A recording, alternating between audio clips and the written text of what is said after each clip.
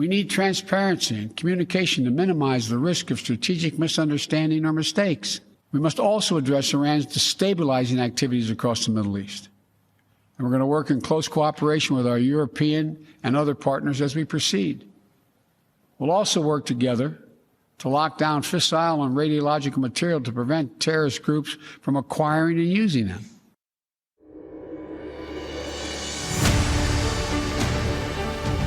Hi, everyone, and welcome to another edition of Backstory. I'm Dana Lewis. President Biden made that statement earlier this year, and since then, negotiations with Iran have continued. The talks seek to revive a landmark pact under which Iran agreed to curb its nuclear program in return for the lifting of international sanctions. But is Iran really in the mood to give up its nuclear weapons development? And is America making a mistake in its strategy to engage the regime instead of further isolating it to set conditions for the regime to collapse? Which, as you're about to hear, could be closer than we think.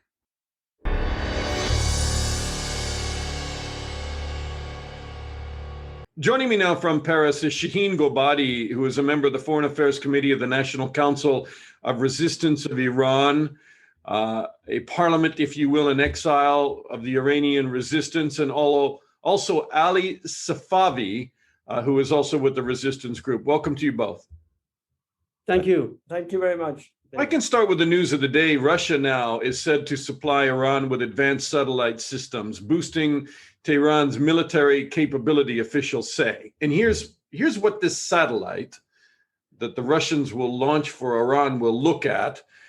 They'll have the ability to survey the whole region, continuous monitoring of facilities ranging from Gulf oil refineries, Israeli military bases, Iraqi barracks that house U.S. troops, and the launch could happen within months. Can I get your reaction to that? Well, basically, it's no secret to no one that acquiring advanced ballistic missiles and emphasizing on this and using a big portion of Iranian people's capital and wealth in this kind of a behavior is no surprise to anyone who has followed the Iranian affairs. How dangerous is it that they suddenly will have this eye in the sky, if you will?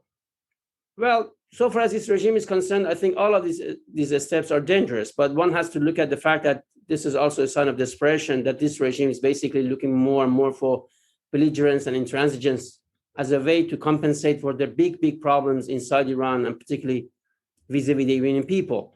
From the very first days that this regime came to power back in 1979 onward, this regime has survived on two pillars, basically: repression at home and export of belligerence and Islamic fundamentalism abroad. And this has been two very known characteristics of this regime. So to that effect, this doesn't surprise me at all, that despite all their problems with the economy, despite all the difficulties that the Iranian people face, making their ends meet on a day-to-day, the regime is spending so much in this kind of a nefarious activities. This comes as no surprise to me. The nuclear program. Iran is ramping up its nuclear activities. Is there any question about that? Not at all. As I said, again, this very much falls in the same category that I just explained. For more than 3 decades, this regime has spent billions and billions and billions of dollars for this vicious nuclear weapons program, which by all means is a drive to acquire nuclear weapons. There's no doubt in anyone's mind that the ultimate objective of the regime is to obtain nuclear weapons as a guarantor for survival.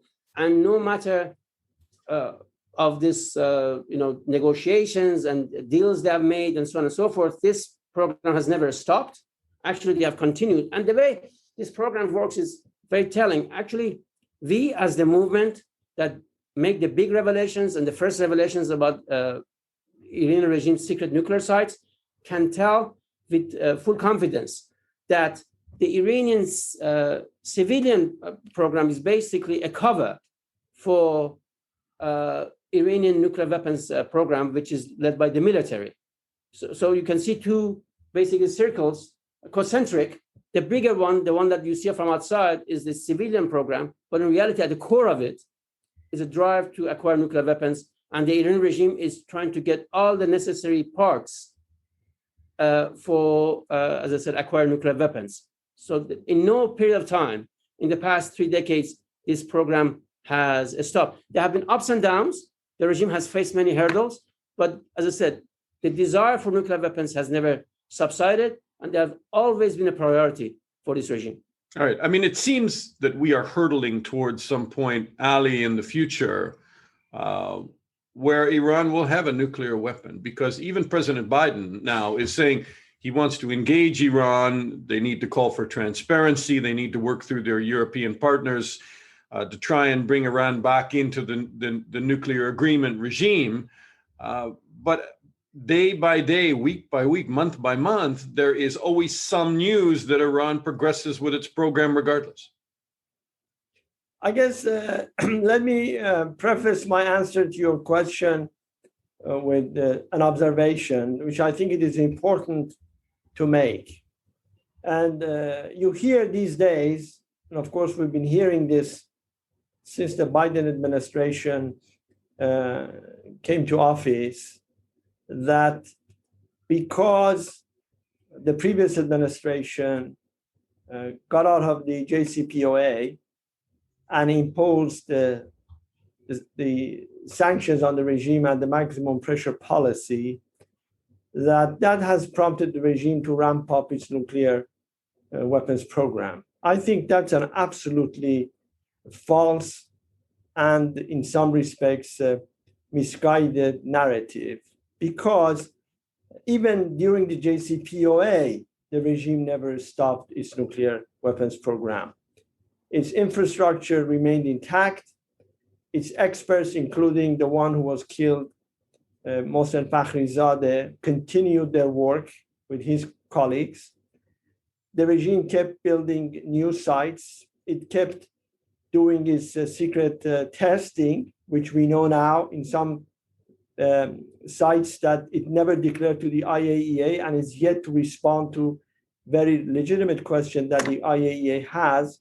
Mm-hmm. So to come and say, because we impose the sanctions on the regime reneged on its commitments on the JCPOA, we must now give it concessions to bring it back to the JCPOA, I think is a totally misguided and dangerous. Well, I don't think, is it fair to say to President Biden's administration that they're looking for concessions, or they're offering Iran concessions? And essentially what they're saying is, let's start to bring you back into an agreement which would allow the IAEA to inspect sites properly, to explain traces of uranium found at several undeclared sites.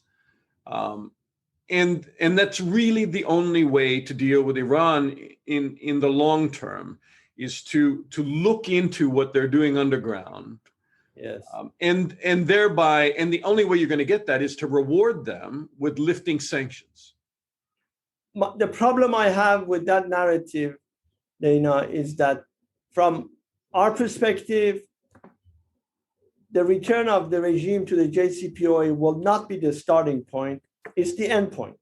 To think that if you put the regime in the nuclear box, the regime will begin to negotiate about its malign activities in the Middle East region, its meddling in the internal affairs of neighboring countries, its ballistic missile program, its egregious human rights abuses against its own citizens, I think is a fallacy. And case in point, the JCPOA. When the JCPOA was agreed to in July of 2015, none of the malign activities of the Iranian regime stopped. Far from it, the regime expanded all of those activities. And we know that now. And it's human rights abuses. Look what it did to the protesters in 2017, in 2018, in 2019. So I think the problem is that the JCPOA fundamentally is a flawed deal. That's the problem in JCPOA. Well, nobody's saying sign up. Nobody's saying sign up to the same JCPOA conditions. They're saying expand the parameters of the agreement, make the IAEA inspections effective, and that includes military sites, I think, at some point, because you just can't have civilian sites and not be allowed to look into military sites. Isn't that true, Shahin? Because obviously it's just going to be smoke and mirrors. They're going to show sites that are not producing enriched uranium in civilian areas, but then they're going to hide those in military sites. I think you raised a very good point. Then actually, the whole point that I think Ali was also making was that the JCPOA, the original JCPOA, had too many flaws. It did not have and too many loopholes. Let's put it like this: that it did not provide enough guarantees that the Iranian regime's drive for nuclear weapons would be basically all of that would be prevented and stopped. And that's the problem. The fact of the matter is, the experience of the past 3 decades, in particular in the past 2 decades, have proven that whenever there's toughness, there's a firm stance, this regime retreats. But whenever people think by giving them concessions, by opening some gates to them, opening some doors to them, the regime will reciprocate, this has been proven to be naive. Europeans tried it, the international community tried it, it was tried again by JCPOA time and again. So in that sense, look, the issue is very simple. As you said, there should be access to everywhere at any moment. All the previous Iranian regime's activities that pertains to possible military aspects of the nuclear weapons should be very transparent. And all of the regime's previous activities should be known to the world. But the fact of the matter is the regime has never been transparent. The Iranian regime's nuclear process has always been marred with duplicity, deception, misguiding, lying. Actually, we just did the NCRI did a report just a couple of weeks ago, and we showed case by case on, I think, 17 sites that are under question. And the regime has never responded to the IAEA. And actually, the 4 sites that the IAEA is now asking questions about are the ones that became known to the IAEA and the activities, not because of the Iranian regime's forthcoming and transparency. You know, this question, like we have been following this, as I said, very in details with the network of the People's Mujahideen of Iran inside Iran for 3 decades with great risk as a patriotic duty, because if the Iranian regime gets to nuclear weapons, the Iranian people are the first victims, in addition to the region and in addition to the international community. The IAEA, if I can just jump in there, I know it's astounding when you go back and read in month by month what is taking place, right? But I mean, as in February, we had a small amount of uranium metal at a nuclear plant in Isfahan, which can, sure, I understand, make the core of a nuclear weapon. Exactly. Then there was new maps that came out, in the last week, which show activities at military sites. There are readings that the IAEA have picked up of nuclear material that they're asking Iran about, and Iran doesn't answer. So exactly. It is mind-boggling. You say 17 sites. It is mind-boggling the size and production of their nuclear program. Exactly. And if I may just add to that, this, if I may say, what's the pattern of the Iranian regime is like hide and seek, catch me if you can. So the question is, why such a regime that is not abiding NPT, its commitments, its additional protocol commitments, according to JCPOA, why should even be talk of, lifting sanctions? For anyone who deals with a child, you never reward them for misconduct. It's common sense. You see regime change as the only alternative, exactly, where by the Iranian people, European leaders, American leaders are trying to work somehow to force the regime to give up its program. And they seem to be 2 very different roads. Exactly. Yes, and I think this brings me back to your original question. I think that we do not have to assume that Iran will acquire nuclear weapon, and we must do everything in our power to prevent it from acquiring nuclear weapons. And I think given the domestic situation in Iran, given the explosive state of society, when you look at the sham presidential election coming up and the actions that Khamenei took, if anything, it is a very clear sign of the desperation that he faces. And so time is running out on the mullah's regime, quite frankly. Is it really? I mean, why do you say time is running out, and why do you say they're desperate? Well, several reasons. One, recall that for 42 years, they plagued the West with this narrative of moderate versus hardliner. Well, in this year's election, Khamenei purged not only all of the so-called moderate candidates, but even people who were part of his inner circle, somebody like Ali Larijani, who was the parliament speaker for 12 years, who was the head of the state radio and television, who was the secretary for the Supreme National Security Council, who was an IRGC brigadier general. And he is actually now the head of the headquarters that is working on the 25-year strategic pact with China. But Khamenei did not even trust him to allow the vetting body Guardian Council to okay him to come and run. He was eliminated.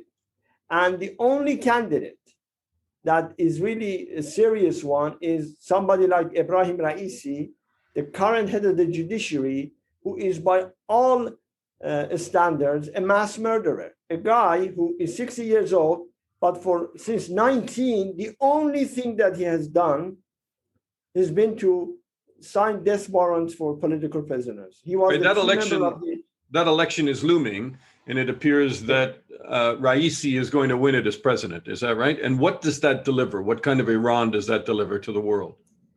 I think it delivers the true face of the Iranian regime. You know, we said from day one that a viper never gives birth to a dove. Now you see the real face of the viper. Somebody like Raisi, who, as you know, there's now a hashtag called the mass murderer Raisi. And if you look at the Iranian political scene today, there are like thousands of video clips, people braving arrest and torture, showing their faces, coming and saying, we're not going to vote. In fact, internal polls of the regime itself say that less than 20% will participate in this election. So this is an illegitimate election. And it's like, imagine if you have Eichmann or Himmler running a country. So I think the onus is on the international community, on the US and on the Europeans. Are they going to shake the hand of somebody like him, who has blood dripping from his fingers, of the blood of at least 30,000 political prisoners who were massacred in 1988? Somebody who has been in every position of responsibility, has seen people hang left and right. There are so many survivors of his atrocities. So this is the real face of the Iranian regime. And I think the fact that Khamenei Raisi's history certainly tells us a lot about how he will deal internally with Iranians. What can you say in terms of how he will deal with the world, how he'll deal with the Middle East, how he'll deal with foreign governments? Well, I think the way that any regime deals with its own citizens is reflective of how they will deal with the foreigners. After all, the Iranian people are not infidels, they are Shiites, and look what they've done to them. Imagine what they will do to people that they call infidels. So I think that Khamenei has brought Raisi to the fore precisely for what you said. Repression, maximum repression domestically, maximum interference in the internal affairs of regional countries, full ahead with the nuclear weapons program. Look, Raisi, lots of his foreign trips, even before becoming a candidate, has been to Lebanon, meeting with the Hezbollah leader Hassan Nasrallah, with some other well-known terrorists in the Middle East region. And so in that sense, the foreign policy of the regime will reflect what is to be expected domestically. More belligerence, more incitement to war, and of course, more defiance of the international community. Khamenei didn't bring Raisi for him to make any concessions to the Europeans and the United States, none whatsoever. If he wanted to do that, he would have allowed some so-called moderate from the other faction to run, but he did not do that. Shahin Gobadi, let me ask you. I mean, I know you are not sitting isolated in Paris. You are very good at networking and talking to everybody in Europe, including the Americans. So you are telling them that Iran is taking a harder turn, about to become more dangerous. What kind of response do you get from the Americans? I think, to be honest with you, the world still has not grasped the gravity of what's happening in Iran these days. The big question is why Khamenei has come to this decision, as Ali said, after more than 3 decades, to finish this business of moderate versus radical gambit forever. What has compelled him to come to this point? Because the regime has gained a lot from this business, particularly on international arena. The reality is the answer should be found what's happening in the streets of Iran. Look, the number one priority for Khamenei and for the regime is to prevent another mass uprising. That's something that the West has not paid enough attention, I think. In the last 3 years, the big difference between 2017 and 2021 is this. There has been 3 major nationwide uprisings in Iran. I'm talking about nationwide. In the last one being in November 2019, more than 200 cities, people basically stormed to the streets in huge numbers, hundreds of thousands of them, calling death to Khamenei, death to Rouhani, fighting the Revolutionary Guards in the streets. According to the regime's own accounts, at some days, 900 locations, people were combating the Revolutionary Guards in the streets, trying to bring the regime down. So basically, the regime came to the cliff. So this is the explosive situation in Iran. And one has to remember, the social settings that led to people's uprising and also the activities of the network of the resistance, namely the Mujahideen Khalq network, has intensified. So the regime is very, very worried, in particular Khamenei, that look, if another uprising happens, what happens to the regime? And that's why they brought Raisi as the killer, as the basically the iron fist, trying to prevent another uprising. And I think this is the key factor that has to be brought in for any understanding the future course of events in Iran. And that equals what kind of strategy? That should equal what kind of strategy then for the West? They should be much tougher on Iran. They should be much more vociferous about human rights. Hold the regime to account for all of its misdeeds. Look, nobody on the resistance side has ever called for any material support from the West. This is an Iranian issue. It has an Iranian problem and solution, I would say. But at the same time, the West, for its own sake, for its own interest, should stand up on the side of Iranians and the desire for change and democracy. Be much more vociferous on human rights. Hold the regime to account, for instance, for the 1988 massacre. There has never been an independent investigation on this massacre by the UN. How many Western hostages are there now held in Iran? Several. I think, the Germans have, the French have, the British have, Americans have. So you see, again, Swiss have. So again, hostage taking has become a statecraft. And it's like one of the former hostages said, it's like a supermarket for the regime. You buy one and they go and replenish that immediately after. So basically, I think, you said what kind of policy? Hold the regime accountable to all of its misdeeds. For terrorism, look, this is a regime that is a senior diplomat in Europe was trying to blow up a major meeting of the National Council of Resistance of Iran at the heart of Europe in Paris back in 2018. And this was a documented court case. Of course, and the diplomat and his 3 accomplices were sentenced to 20 years, 17 years, 18 years, 15 years of imprisonment. They were caught with a bomb in their hand.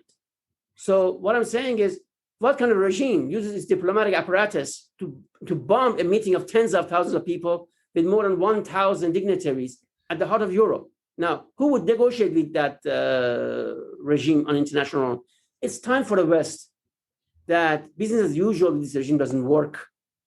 And you cannot count as the mullahs as your counterparts. Do you think, can I ask you both to conclude with this? Do Please. You think that from this being passed from one American administration to another, that time has run out and that they are so close to obtaining a weapon and that it is becoming so critical what is taking place in terms of the short amount of, the fuse is getting pretty short, that President Biden is going to be the one that has to deal with this, or is going to let it slip through his fingers, and we are going to be faced with a very dangerous situation with Iran. It's already dangerous, a more dangerous situation with possibly a nuclear-armed Iran. My answer would be 2-pronged. One, I think some of what you hear from Iran, I think is hyperbole. I think the Iranian regime has ways to go still to acquire nuclear weapons or become a nuclear threshold state. They are ramping up some of this to force the Biden administration and the Europeans to make the kind of concessions that they would otherwise not make. That's point one. Point two, I think the determinant factor in all of this, in this equation, is the street in Iran. And I think to the extent that people get organized, the resistance units expand its activities, I think a major uprising is looming. Regime's officials constantly talk about that, and they say if that comes, it will be far more ferocious and much more widespread than the previous one, and we will likely not survive it. So I think that one has to take very prudent steps, not take any rash measures to give the regime everything it wants just to prevent it from thinking that it will get the bomb. I don't think that's the case. This regime has a lot of problems at home. And first of all, it has an election coming up in a week. Yeah. And let's see what happens. I mean, we don't know if something like 2009 will occur or not, but they are very worried about it. That's my 2 cents. Shahin, do you agree? Last word to you. Do you agree with that? I mean, Ali seems to give the Biden administration a lot more breathing room than some people would think in terms of Iran's ability to put together a bomb, and that the fuse is not that short.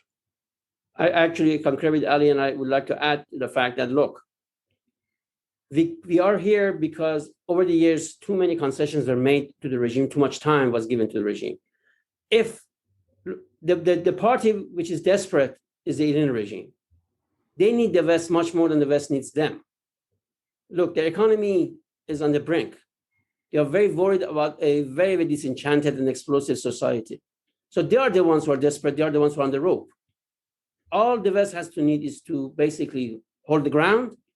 And trust me, the regime will have no choice but to accommodate the West or to be overthrown. So I think that all this razzmatazz and all this hoopla is because the Iranian regime doesn't want the world to see the reality as it is. And I think next week, the world will see that how many Iranians would shun the regime's ballot boxes, which for years the regime purported as are the source of its legitimacy. So the last word is Iran is changing, and it's changing fast. The policies should change accordingly. And I think there's another watch which is ticking very quickly, and that is the watch of the change inside Iran. You're saying hold the line, don't give ground, keep the economic sanctions where they are, and grassroots uprising in Iran, which is the best way to achieve regime change, will come about naturally. Shahin Gobadi and Ali Safavi, thank you so much to both of you. Thank you, Dana. Thank you very much. Thank you. Pleasure. And that's our backstory on Iran. You can see the video of this interview on my YouTube channel. And also sign up for free to our newsletter, danalewis.substack.com. That newsletter is designed to lead you through big international news stories of the day and give you the links to the original source articles you can read for yourself. I'm Dana Lewis. Thanks for listening, and I'll talk to you again soon.